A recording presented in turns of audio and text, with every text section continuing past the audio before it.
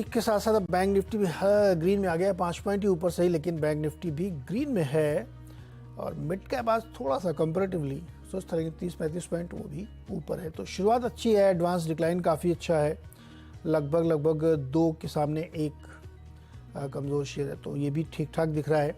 Momentum है और आखिरी दिन है हफ्ते कारोबारी दिन, तो उसके लिहाज से।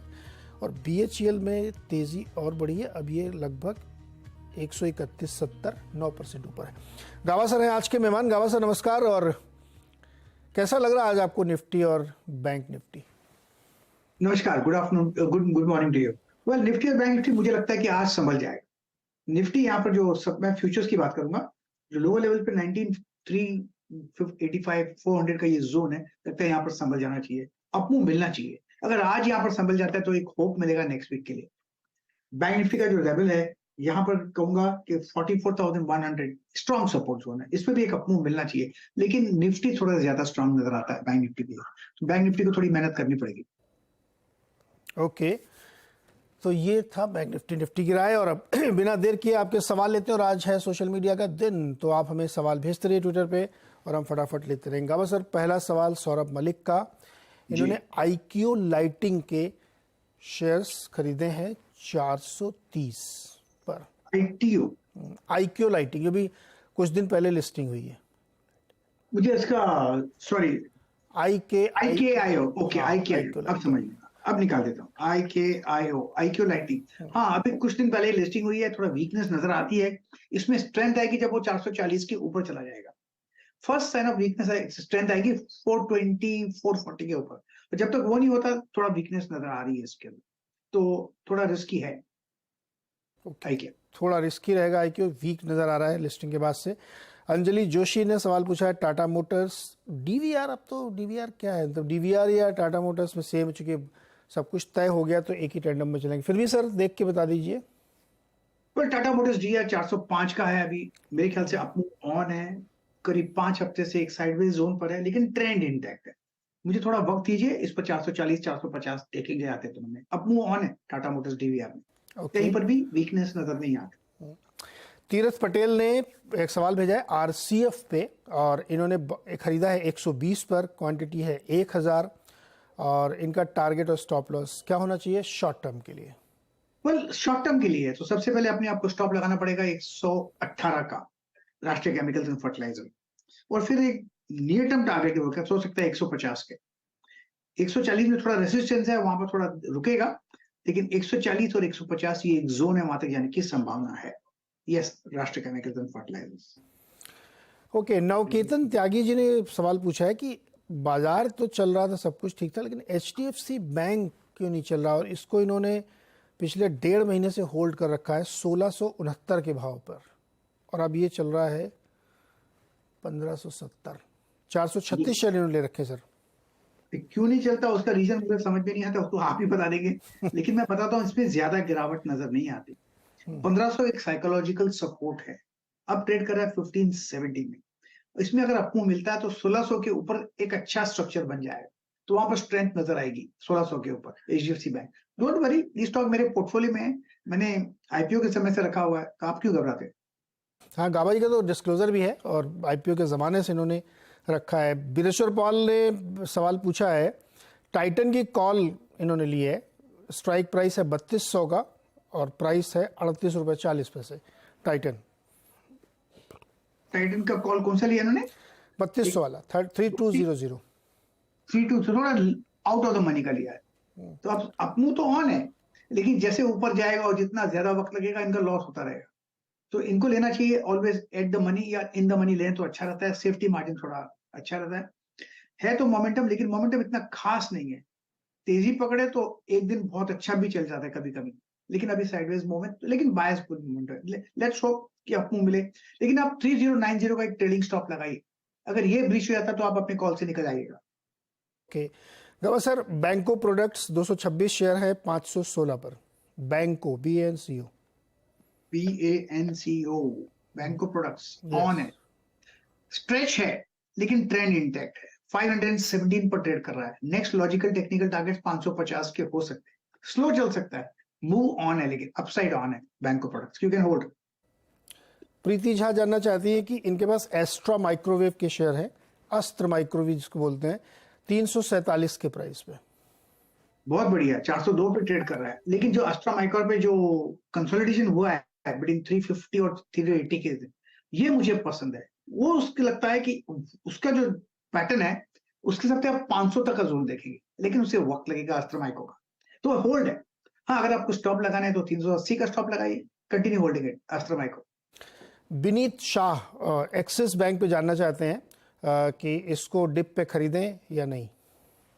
चाहिए, बहुत बढ़िया स्टॉक है मुझे, लेकिन डिप कहां तक खरीदना चाहिए? 950, 925, 930, ये स्ट्रॉन्ग सपोर्ट जोन है। जब भी कोई मिक्स मिलती है आप एक्सिस बैंक खरीद सकते हैं। 1000 में थोड़ा रेसिस्टेंस है, इसको पार करने में थोड़ा वक्त लगेगा, लेकिन एक बार 1000 पार कर ले तो अच्छी तेजी देखेंगे आप। लेकिन अब कंसोलिडेशन मोड पर है, तो डिप्स में खरीदना चाहिए एक्सिस बैंक। किसी भी गिरावट में आप एक्सिस बैंक में खरीदारी कर सकते हैं। तो शार बापट के सवाल लेते हैं अगला। इनके पास है RHI मैग्नेशिटा, 125 शेयर इन्होंने ले रखे हैं 685 के प्राइस पर, और 6 मंथ के लिए ये रुकना चाहते हैं। क्या और भी खरीद लें? RHI मैग्नेशिटा, RHI डालिए, आ जाएगा सर। RHIM, यस, आ गया। बेसिकली इसमें ब्रेकआउट मिला है करीब 675 के आसपास, ट्रेड करा है 713 में। मेरे ख्याल से इसमें जो सेटअप है उसके हिसाब से लगता है कि एक अपमूव मिलना चाहिए। वो अपमूव करीब 850 तक ले जा सकता है, वहां पर प्रॉफिट बुकिंग कर सकते हैं। फिलहाल ऑन। ओके, मूव ऑन है, होल्ड करना चाहिए। नीरज गर्ग बुलंदशहर से सवाल पूछ रहे हैं। इनका सवाल है टाटा स्टील के 1000 शेयर ले रखे हैं 121 रुपये 80 पैसे के भाव पर, और चीन की खबरें आती जाती रहती हैं तो उससे टाटा स्टील में ऊपर नीचे होता है। लेकिन इस वक्त इनको क्या करना चाहिए? 121 रुपये 80 पैसे इनके शेयर्स हैं, होल्ड करना चाहिए। इसमें तो आज एक फ्रेश बाई सिग्नल जनरेट हुआ है टाटा स्टील में, 128 पर ट्रेड कर रहा है। मुझे लगता है जितना ज्यादा वक्त है उतना अच्छा है इसके लिए। 140, 150, 140, 145, 150 जोन से वहां तक जाने की संभावना है, तो इट्स अ बाय। हाँ, अगर आपको स्टॉप लगाना है तो 122 का स्टॉप लगाकर होल्ड कीजिए टाटा स्टील। ओके। सौरभ सिंह का सवाल है, RVNL के 150 शेयर्स हैं 126 के भाव पे। RVNL 126 के भाव में अब ट्रेड कर रहा है 131। ये लगता है कंसोलिडेशन मोड पे चल रहा है, ये रनिंग करेक्शन भी हो सकता है। 150 का एक टारगेट है, मेरे ख्याल से वहां तक जा सकता है। स्ट्रॉन्ग सपोर्ट जोन 125 पे है RVNL, होल्ड। निधि अग्रवाल आपसे 2 हफ्ते से सवाल पूछ रहे हैं सर, आज आपको जवाब देना पड़ेगा। 333 शेयर्स हैं इनके पास इलेक्ट्रॉनिक स्मार्ट इंडिया EMI के 94 पर। साउंड क्रैक हो रहा है, तो साउंड ऑडियो क्रैक हो रहा है, तो आप रिपीट करेंगे please. Electronic smart India 333 share 94 पर। Electronic smart India, electronic smart, नहीं मुझे मिल नहीं रहा है। EMI डालिए तो मिलेगा शायद। इलेक्ट्रॉनिक स्मार्ट में निकालने की कोशिश करता हूँ यहाँ से इसका bill. Electronic mart, yes, 543626, 543, yes, 139 रुपए का भाव। यस, एक मिनट, 543626, 543626, ये EMI है वीक, क्योंकि काफी बढ़ चुका है, इसलिए थोड़ा करेक्टिव मोड पे है। शॉर्ट टर्म में वीकनेस है। 130 में एक सपोर्ट मिल सकता है, 125 130 में, उसके बाद फ्रेश अपमूव फिर शुरू होगा। लेकिन 120 में बहुत ही स्ट्रॉन्ग सपोर्ट जोन है इलेक्ट्रॉनिक मार्ट EMI में, तो फिलहाल होल्ड है। उसके बाद फिर एक अपमूव मिलेगा, शॉर्ट टर्म में थोड़ी वीकनेस पॉसिबल है। ओके गावा जी, इस बीच BHEL का भाव 132 रुपये 25 पैसे हो गया, स्टॉक 9% ऊपर है। क्या राय बनती है आपकी सर? BHEL तो बहुत ही बढ़िया स्टॉक है, 132 थोड़ा स्ट्रेच है, होने दो स्ट्रेच। ये 150 की तरफ जा रहा है, इसमें अगर डिप मिलती है बाइंग अपॉर्चुनिटी रहेगी। BHEL बहुत ही बढ़िया स्टॉक है। ओके, 150 की तरफ जा रहा है और इसमें वो बनता रहा है। के नितिन का सवाल है, होल्ड और एग्जिट मन इंफ्रा कंस्ट्रक्शंस 1000 शेयर 105 पर। मैं रिक्वेस्ट करूंगा PCR से कि प्लीज, ऑडियो में थोड़ी दिक्कत है, मुझे दुकान आवाज नहीं आ रहा है। मैन इंडस्ट्री तो है, मैं नहीं, मन इंफ्रा की बात कर रहे हैं, तो मन इंफ्रा निकाल देता हूँ। यस, मन इंफ्रा भी मिल गया मुझे। यस, मेरे ख्याल से ऑन है इसका बुल मूव, थोड़ा स्ट्रेच है, लेकिन बेसिकली 145 में स्ट्रॉन्ग सपोर्ट जोन है और हायर जोन देखेंगे। लेकिन अब वक्त है थोड़ा कंसोलिडेशन का। अगर कंसोलिडेशन होता है तो अच्छी बात है, लेकिन ट्रेंड इंटैक्ट अप है मन इंफ्रा। ओके, मधु बिष्ट ने एक सवाल लिखा है, रिलायंस इंडस्ट्रीज के 50 शेयर्स हैं 2276 पर, यानी 2276 पर। ये कह रही है कि गावा सर, रिलायंस इंडस्ट्रीज है portfolio stock, so what does this mean? इसका मतलब क्या होता है बताइए। और इवन इफ आई टचेस 2800 और 3000 then also should be a book profit. पहले तो ये बताइए, ये पोर्टफोलियो स्टॉक क्या होता है? मैं अज्यूम कर रहा हूँ देखकर स्क्रीन की, आप रिलायंस की बात कर रहे हैं। Yes yes sir. रिलायंस मेरे ख्याल से आज बाई सिग्नल जनरेट हुआ, थोड़ा एग्रेसिव कॉल है। आज सुबह भी मैंने कहा था ये जगह खरीदने की बहुत अच्छी है, थोड़ा करेक्शन था वो खत्म हुआ, लेकिन अगर खरीदना है किसी को, इनिशियल बाई सिग्नल जनरेट हुआ रिलायंस में, आपको खरीदना चाहिए। अगर आप निवेशक है तो आप कंटिन्यू होल्डिंग है, घबराइए मत नीचे ऊपर का। मुझे लगता है फर्स्ट टेक्निकल टारगेट 2460 के और 2500 होने चाहिए, लेकिन थोड़ा इसे वक्त लगेगा। तो yes, Reliance is a buy, aggressive buy, trading bet. अगर इन्वेस्टमेंट है तो कंटिन्यू होल्डिंग है। जिन्होंने सवाल पूछा उनका नाम मधु, और वो ये जानना चाहते हैं कि ये पोर्टफोलियो स्टॉक क्या होता है। आप बार बार कहते हैं पोर्टफोलियो स्टॉक, इसका क्या मतलब होता है? पोर्टफोलियो स्टॉक का मतलब ये होता है कि आज खरीद के आप भूल जाए। जैसे मेरा पोर्टफोलियो स्टॉक इंडसइंड बैंक है, यूनाइटेड स्पिरिट्स है, ओके, एचडीएफसी बैंक था और एचडीएफसी बैंक है। आप इसको पोर्टफोलियो स्टॉक कहते हैं। आप पढ़ा रहे, आपके पास nothing to worry, inheritance stock भी बोल सकते हैं उसको। ओके, आप keep looking at it once in 3 months और वंस इन 1 ईयर, लेकिन लंबे समय के लिए रुकिए, उसको पोर्टफोलियो स्टॉक कहते हैं। और रिलायंस वैसे ही डिस्क्लोजर है कि जो चैनल आप देख रहे हैं इसकी ओनरशिप जो है रिलायंस के पास है, इसलिए और किसी से भी आप एक राय ले लीजिएगा। सर अगला सवाल है सृजन राज का, और ये अशोक लेलैंड पर लॉन्ग टर्म के लिए राय चाहते हैं आपकी। हाँ, Ashok Leyland long term view तो बहुत बढ़िया है। 183 के ट्रेड कर रहा है, थोड़ा अगर साइडवेज मूव मिलता है तो अच्छी बात है। मेरा लक्ष्य है कि ये लगता है कोशिश कर रहा है 200 की तरफ जाने का, ऐसा मैटर ऑफ टाइम वो टच कर ही लेगा। थोड़ा डिप्स मिलती है, खरीदारी का मौका रहेगा अशोक लेलैंड। हाँ, पोर्टफोलियो स्टॉक में मैंने और एक ऐड किया हुआ है, परसों 3 दिन पहले वर्क किया है, वो है जियो फाइनेंस। जियो फाइनेंस 5 साल रखने का विचार तो वो है, लेट्स सी क्या होगा, लेकिन जियो फाइनेंशियल मैंने लिया है। सर जियो फाइनेंशियल में लोग सवाल भी पूछ रहे हैं, चार्ट बन गया क्या जियो का? चार्ट मतलब अभी 3 दिन में चार्ट कैसे बनेगा, आप लोग सोचिए। अभी तो मतलब अब गावा सर ने डिस्क्लोजर दे दिया कि उन्होंने ऐड किया है, तो हाँ, मैंने लिया है बिल्कुल। तो इसके आगे कुछ कहने की जरूरत नहीं है। अगेन डिस्क्लोजर, ये भी रिलायंस की कंपनी है, 25 तारीख को लिया है मैंने जी। तो इसको भी आप लोग अपनी एक अलग से राय लीजिएगा किसी और से भी, तब इस पे निवेश करिए, ना करें। गावा सर एक सवाल लेते हैं। गौरव भारद्वाज जी के पास 100 शेयर्स हैं CDSL के, और इन्होंने 1280 पे खरीदे हैं। सीडीएसएल, जब सीडीएसएल का चार्ट पहले में दिक्कत होगी निकालने में, मैं कोशिश करता हूँ क्योंकि NSE पे मिलेगा गावा सर, आपको NSE पे मिलेगा। हाँ, एनएससी में मिलेगा, और मेरे पास मिल रहा है बीएससी का स्टॉक, लेकिन मैं मनी कंट्रोल में निकाल ही लेता हूँ। मैं सीडीएसएल का चार्ट मिल जाएगा जरूर, कोशिश करने की कोशिश करता हूँ मनी कंट्रोल में सीडीएसएल का। थोड़ा वक्त दीजिएगा, लेकिन नहीं निकल रहा चार्ट मनी कंट्रोल में। ओके सर, छोड़ दीजिए, कोई वो नहीं है। अगला सवाल है रोहित का, और ये पूछ रहे हैं यूनाइटेड स्पिरिट्स के बारे में। हाँ, और इनका कहना है कि गावा सर ने खुद ही ले रखा है 750 पर। या बिल्कुल फॉलो करते हैं, मुझे लगता है। अरे बहुत सर, आपके बहुत फैन है लोग यहाँ पे। यूनाइटेड स्पिरिट्स मैंने 750 के आसपास लिया हुआ है, और मकसद यहीं पर भी है कि इसका विचार होल्ड करने का 3-4-5 साल का। क्या करूंगा रास्ते में मुझे पता नहीं, लेकिन अब तक मेरे ख्याल से अच्छा लगता है स्टॉक।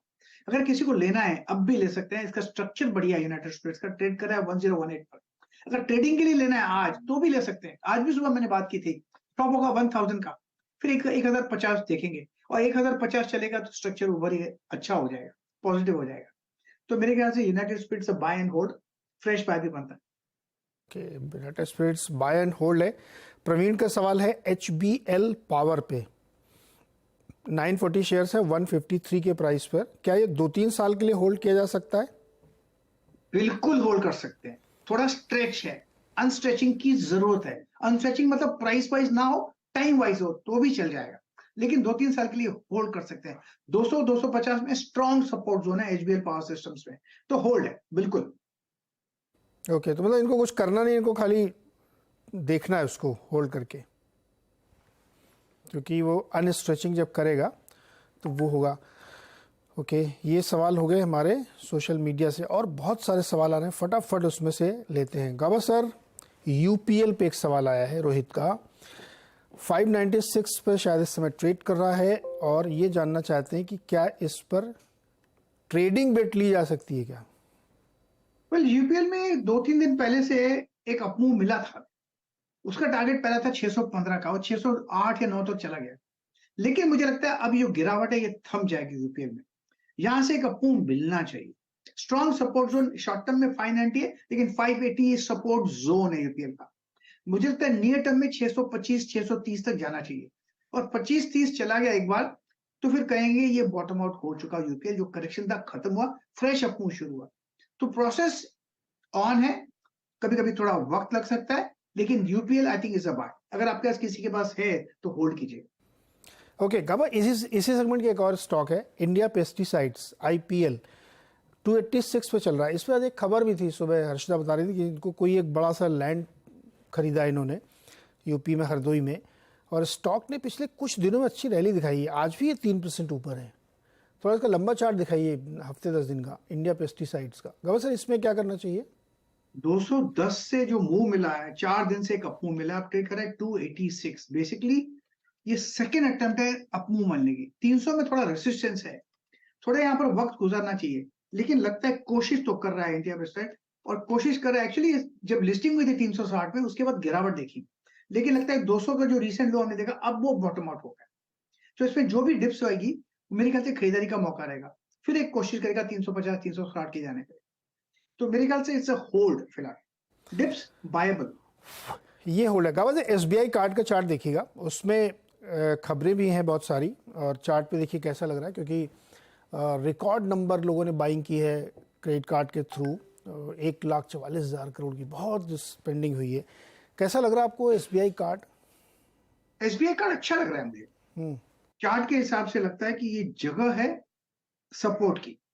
इनिशियल बाय सिग्नल शायद आज जनरेट हो। अगर आज का बाय यहाँ पर होल्ड कर लेता है तो कल परसों से नेक्स्ट वीक अपमूव मिलना चाहिए एसबीआई कार्ड में। स्टॉप लगाना चाहिए 815 का, प्योरली अ ट्रेडिंग बैट। 850 जा सकता है, लेकिन आपका नजरिया थोड़ा मीडियम टू लॉन्ग टर्म का है, तो मेरे ख्याल से बाय ऑन डिप्स है ये स्टॉक। होल्ड 900 950 भी जा सकता है, लेकिन उसे वक्त लगेगा। एसबीआई कार्ड बढ़िया स्टॉक। ओके। सरोज कुमार तिवारी का सवाल है, इन्होंने महिंद्रा एंड महिंद्रा के शेयर ले रखे हैं 100, 1326 के प्राइस पे। ये इस पर राय चाहते हैं कि इनको अब क्या करना चाहिए? मेरे ख्याल से महिंद्रा महिंद्रा होल्ड करना चाहिए। 1592 पर ट्रेड कर रहा है, थोड़ा वक्त दीजिए, वक्त देना पड़ेगा। लक्ष्य मेरे ख्याल से 2000 का है, वहां तक जाना चाहिए, मैटर ऑफ टाइम।